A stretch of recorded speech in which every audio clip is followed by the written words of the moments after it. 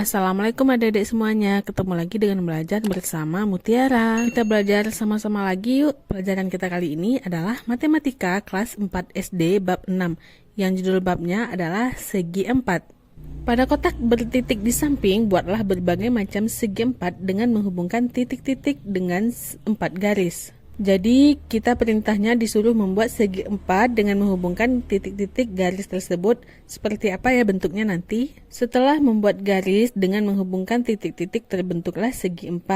Ayo kelompokkan bidang-bidang yang kamu buat. Banyak sekali segi 4 yang dapat dibentuk dengan menghubungkan titik-titik tersebut, mulai dari A sampai I. Ayo pikirkan namanya, cara menggambarnya, dan sifat-sifat dari berbagai segi 4 tersebut. Pertama kita ke garis tegak lurus. Ayo eksplorasi gambar E. Nah, gambar E ya pada halaman sebelumnya. Pertama, pada sudut berapa garis 1 dan 4 berpotongan. Perhatikan garis 1 yang lurus dan 4 yang ke bawah. Nah, garis 1 dan 4 itu berpotongan di sudut A, B, C, dan D. Lalu ukurlah sudut A, B, C, dan D tersebut. Kita ke sudut A. Sudut A setelah diukur dengan busur itu mempunyai sudut sebesar 62 derajat. Sementara sudut B itu memiliki sudut sebesar 118 derajat. Nah, masih ingat kan pelajaran tentang sudut? Jika sudut B itu 118, berarti sudut C adalah 62 derajat. Dan sudut D adalah 118 derajat, sama dengan sudut B. Nomor 2, pada sudut berapa garis 2 dan 3 berpotongan? Sekarang perhatikan garis 2 dan garis 3. Dia berpotongan pada sudut FGHI. Kemudian ukurlah sudut FGHI tersebut. Pertama kita ke sudut F. Sudut F itu memiliki sudut sebesar 90 derajat. Berarti sudut G juga 90 derajat, H dan I juga 90 derajat. Semua sudutnya 90 derajat dan berpotongan pada sudut siku-siku. Perhatikan garis 2 dan garis 3 yang ada pada soal tadi. Terlihat garis tersebut saling tegak lurus. Dua garis dikatakan saling tegak lurus jika dua garis tersebut berpotongan membentuk sudut siku-siku. Perhatikan pada garis 2 dan 3 tadi, sehingga garis 2 dan 3 saling tegak lurus. Lanjut nomor 2, gambar di samping menunjukkan sebuah simbol kantor pos di peta Jepang. Pertama, pada sudut berapakah garis B dan C berpotongan? Perhatikan garis B dan C.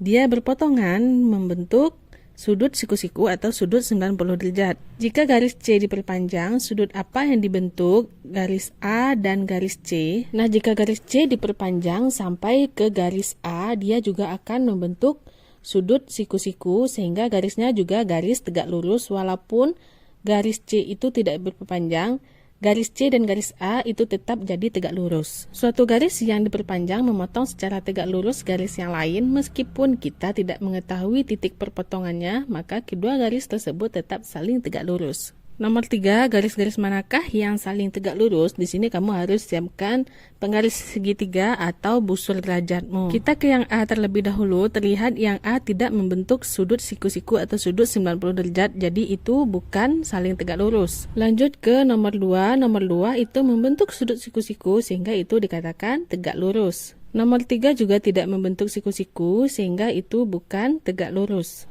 Lanjut ke nomor 4, itu dia tidak berpotongan, tapi dia membentuk sudut siku-siku atau sudut 90 derajat, dan dia juga dikatakan tegak lurus. Jadi dengan memperpanjang salah satu garis tersebut, nomor 4 ini dia dikatakan tegak lurus. Tidak harus berpotongan ya. Sehingga jawabannya garis yang saling tegak lurus yaitu nomor 2 dan nomor 4. Nah, agar lebih mudah, kamu perhatikan garis yang menghubungkan titik-titik tersebut, garisnya itu lurus. Pertama ke A, itu garis yang tegak lurusnya ada. Yang B tidak ada, C juga tidak, D juga tidak ada. Yang E ada ya, ada dua garis yang saling tegak lurus. Yang F itu juga terlihat ada. Yang G juga. H itu tidak ada, I juga tidak ada.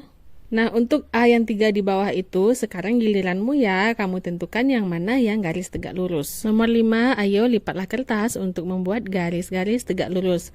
Nah, ini aktivitasnya kamu sediakan kertas seperti gambar, lalu kamu lipat, lipat, dan lipat, kemudian kamu membentuk garis yang tegak lurus, yaitu garis A dengan garis B. Nomor 6, ayo eksplorasi bagaimana membuat garis tegak lurus. Pertama, kita ke ide Yosef. Ide Yosef, dia membuat garis dan menentukan sudut 90 derajat menggunakan busur. Ide Kadek, dia menggunakan penggaris segitiga. Nah, penggaris segitiga ini juga membentuk sudut siku dan itu menggambarkan garis saling tegak lurus. Kalau ide Farida, dia menggunakan penggaris biasa, dia menggaris garis secara horizontal dan vertikal. Nomor 7, gambarlah suatu garis lurus. Yang pertama melewati titik A dan tegak lurus dengan garis A. Ambillah busur derajatmu, kemudian tentukan sudut 90 derajat. Tariklah garis ke sudut 90 derajat tersebut sehingga itu akan membentuk sudut siku-siku dan garis saling tegak lurus. Kemudian yang kedua melewati titik B dan tegak lurus dengan garis A. Sama dengan yang nomor 1 tadi, gunakan busur derajatmu, kamu tentukan sudut 90 derajat yang melewati titik B. Setelah itu kamu tarik garis. Jangan lupa lewati titik B dan tegak lurus dengan garis A. Saatnya latihan, garis-garis mana saja yang saling tegak lurus. Ayo sekarang gunakan busurmu lagi, kamu tentukan yang mana yang garis tegak lurus. Jangan lupa garis yang saling tegak lurus adalah garis yang membentuk sudut 90 derajat atau sudut siku. Lanjut nomor 2, garis-garis sejajar. Ayo eksplorasi segi 4E pada halaman 60. Berapa besar sudut berpotongan garis 1 dan 2 dengan garis 3? Nah, yaitu sudut yang ada di sudut A dan sudut B. Tadi kita sudah cari sudut A dan sudut B itu merupakan sudut siku. Sehingga besar sudut berpotongan garis 1 dan 2 dengan garis 3 yaitu 90 derajat. Dua garis dikatakan sejajar jika ada satu garis ketiga yang memotong dua garis tadi dengan sudut siku-siku. Garis 1 dan 2 adalah garis yang sejajar. Ayo kita ukur besar sudut F dan G, kemudian kita bandingkan besarnya. Ambil busurmu, lalu kamu ukur sudut F. Sudut F diukur dengan busur adalah 118. Sama halnya dengan sudut G diukur juga 118. Sehingga besar sudut F dan sudut G adalah 118. Dua garis yang berpotongan dengan sebuah garis dan membentuk sudut perpotongan yang sama besar, maka dua garis tersebut sejajar.